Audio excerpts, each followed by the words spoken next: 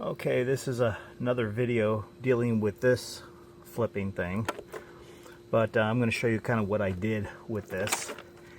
Maybe that'll help you out too. Looks like it's time to replace the left drive again. It's slipping. I'll look at our gears here, make sure they're not worn on the wheel, which I just replaced recently, but anyway. So if you guys remember, 6 millimeter.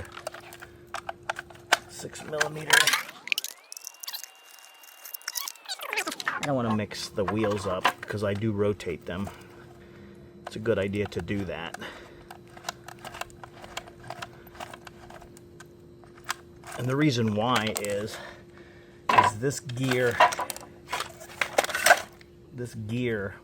will wear out this outer rim first, and it doesn't touch this other wheel. So this other wheel, this outer gear will be perfect. So if your wheels go bad, you can just swap them around.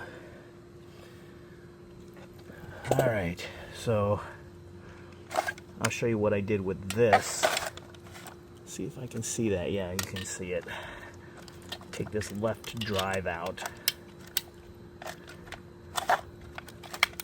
These springs and junk flying all over the place. All right, that's our bad one. You can see it's pretty well worn, this gear. Yeah, you can see it. Yeah, I don't know if you can see the wear marks on it. But what I did with this drive here is, well, first I'll put the new drive in, and I'll show you the comparison of what's happening here. When it's got the most pressure on it, you can see that there's play there. And what that does is that gear is pressing up against this outer gear on the wheel. And if it's not pushed up, it just kind of scrapes on it. It doesn't make good contact. So what I did was I took this apart and I made a different cam bearing for it that was bigger.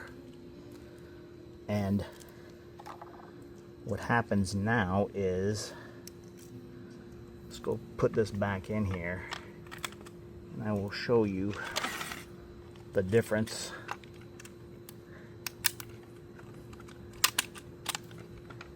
Now you can see that there's hardly any, when that cam is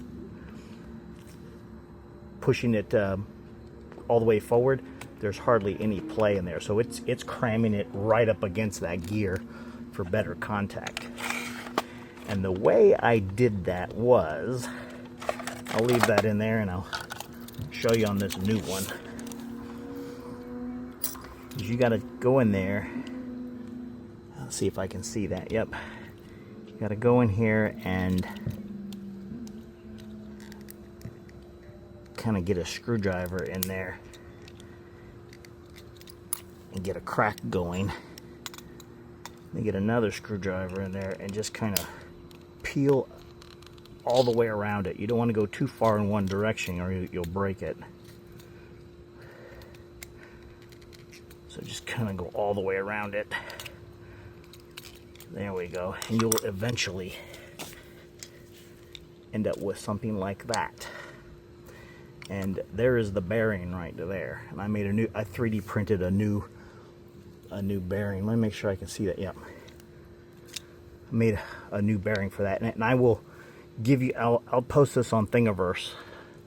And that way you can print your own bearing also. But another thing you have to realize is you'll have to, this piece right here and this piece right here will be two bigs, because this bearing, when it goes in, it just about touches that. So you're gonna have to take a chisel and just kind of take off a little bit of that from like right there. If you can see that. Right there.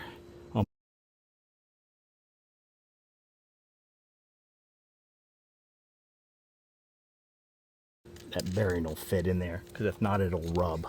You want that bearing to flow freely. But anyway, yeah, and you just snap it back together. So, but anyway, all right. So let's do that. And I'm also installing some of these. I bought some of these swivels. I'll let you know how they. Let's see. Can I see where's it at? Oh, there you go. These swivels. I bought 2 of them. I'm gonna put one. You have to put them where they're submerged in water, because you can tell that there's some play in there, so they're gonna leak some air. But anyway, I'll let you know how this works in like 6 months or so, and we'll go from there. We'll just keep this thing running.